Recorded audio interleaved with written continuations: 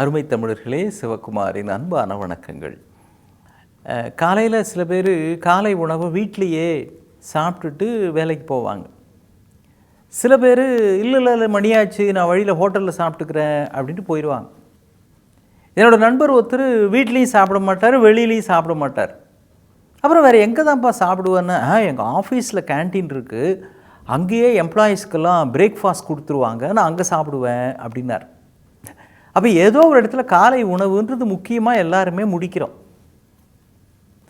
ஒருத்தர் உணவகத்துக்கு போயிருக்கிறாரு, அங்கே போனவுடனே அந்த கொண்டு வந்து பரிமாறுவார் அந்த சப்ளையர் அங்கேருந்து வந்து ஒரு தட்டில் இந்தாங்க சார் அப்படின்னு அவருக்கு 2 சப்பாத்தி ஒரு தட்டில் வச்சு குருமாவும் கொடுத்தார்.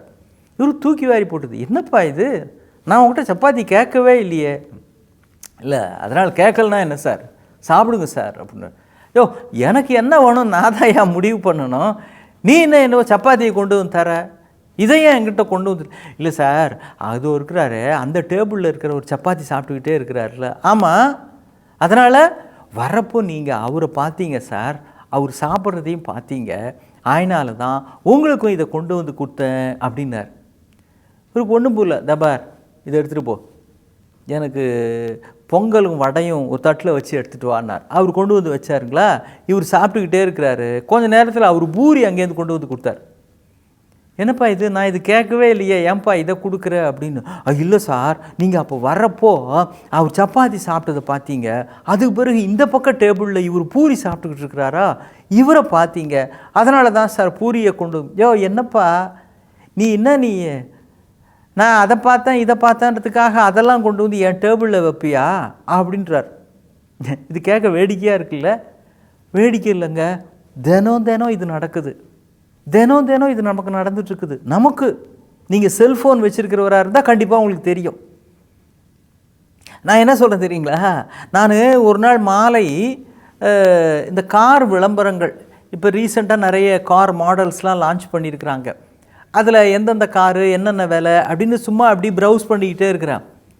அதுக்கு பிறகு மற்ற விஷயங்கள் பார்க்க ஆரம்பிச்சிட்டேன். மறுநாள் காலையில் பார்த்தா என்னோடய செல்லை ஓப்பன் பண்ண உடனே ஒரு 5-6 கார் நிறுவனங்களுடைய விளம்பரங்கள் அதில் அப்படியே வருது. ஏன்னா முதல் நாள் மாலை சில கார் நிறுவனங்களுடைய விளம்பரங்கள் நான் பார்த்தேன் இல்லைங்களா, இதை யாரோ எங்கிருந்தோ இதை பார்த்து கொண்டிருக்கிறார்கள். அவர் சப்பாத்தி சாப்பிட்றத பார்த்த காரணத்தினாலேயே இந்தாங்க சப்பாத்தி சாப்பிடுங்க நல்லாயிருக்கும் அப்படின்னு அவர் கொடுக்குற மாதிரி தான் கார் விளம்பரத்தை பார்த்த காரணத்தினாலேயே இதெல்லாம் நமக்கு வருது. இப்போ நாம் எதுக்காக காலையில் செல்ஃபோன் எடுத்தோமோ அது பார்க்குறத விட்டுட்டு இதை பார்க்க ஆரம்பிச்சிருவோம்.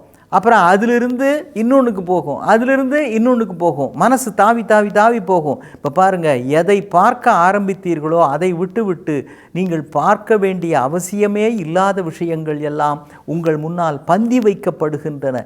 நவீன அறிவியல் தொழில்நுட்பம் நமக்கு தந்திருக்கிற காட்சி பூர்வமான தண்டனை இது. இதிலிருந்து நாம் தான் தப்பிக்கணும், நாம் தான் கவனமாக இருக்கணும், நாம் தான் வெளில வரணும். நமக்கு எது தேவை எது தேவையில்லை அப்படின்ற தெளிவு நமக்கு தான் இருக்கணும்.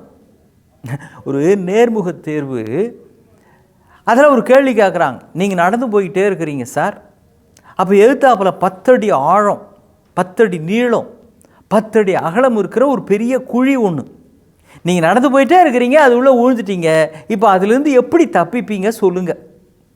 இப்போ இந்த தீயணைப்பு வீரர்களுக்கான தேர்வுன்னு வச்சுக்கோங்களேன், அந்த மாதிரி ஒரு நேர்முக தேர்வு, அதில் இதை கேட்குறாங்க. 10 அடி நீளம் ஆழம் அகலம் எல்லாம் 10 அடி, அதில் நீங்கள் நடந்து போயிட்டே இருக்கிறப்போ விழுந்துடுறீங்க, எப்படி தப்பிப்பீங்க அப்படின்னு. ஒருத்தர் சொன்னார், நான் உள்ளே இருந்துக்கிட்டு ஹெல்ப் ஹெல்ப் ஹெல்ப் அப்படின்னு கத்துவாங்க, நான் கத்துறதை கேட்டு யாராவது வருவாங்க, கயிறு போடுவாங்க, இல்லை ஏணி இறக்குவாங்க, ஏறி மேலே வந்துடுவேன் அப்படின்னார். இன்னொருத்தர் ஒன்று, இது என்னங்க பெரிய விஷயம், 10 அடி தானங்க, எனக்கு நிறைய ப்ராக்டிஸ்லாம் உண்டுங்க, நான் அப்படியே குரங்கு மாதிரி மேலே தாவி வந்துடுவேங்க அப்படின்னார். 3ஆவதாக ஒரு கேண்டிடேட் வந்தார், இதே கேள்வி அவர்கிட்ட கேட்குறாங்க. அவர் சொன்னார், அந்த நீங்கள் சொல்கிற பள்ளம் இருக்கே, அதில் ஒருத்தர் நான் விழறேன் அப்படின்றீங்களே, இது பகலில் நடக்குதா இரவில் நடக்குதான்னார். பகலில் தான் நடக்குது அப்படின்னார். அது மூடி இருக்கா திறந்து இருக்கா அப்படின்னார். திறந்து தான் இருக்குது அப்படின்னார்.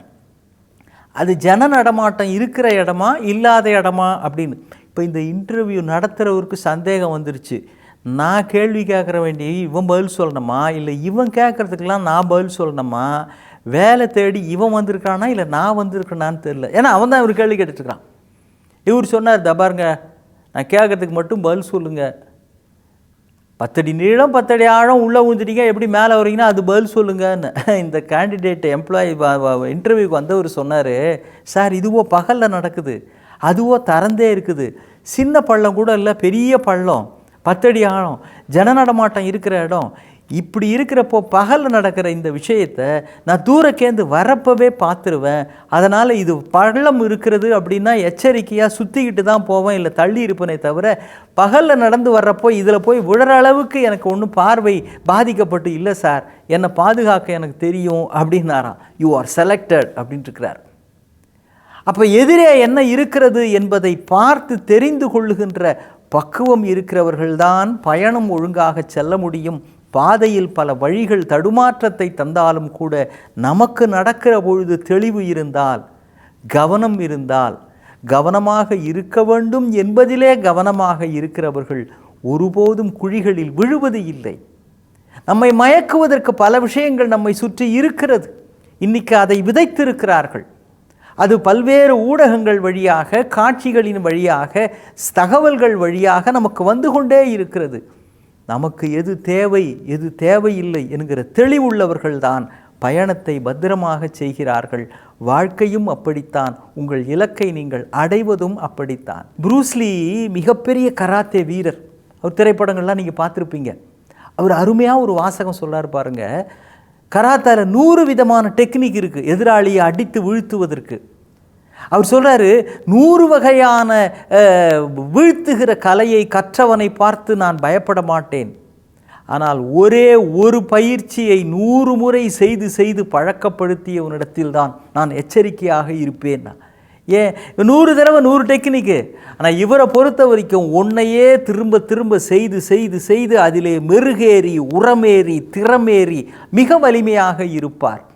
மனம் என்பது ஒன்றை மிகச்சரியாக செய்து செய்து உரமும் திறமும் பெற்றிருக்கிற பொழுது நிச்சயமாக வச்ச குறி தப்பாது என்பார்களே, அது மாதிரி வச்ச குறி தப்பாமல் அதை அடையக்கூடிய ஆற்றல் படைத்ததாக ஒருமுகப்பட்ட மனம் மாறிவிடுகிறது. மனம் என்பது ஒருமுகப்பட்டிருக்கின்ற பொழுது பன்முக வளர்ச்சி அங்கே பரிணமிக்கிறது. இதுதான் மனதை கையாளக்கூடிய மகத்தான ரகசியம். இன்னும் சந்திப்போம். வணக்கம்.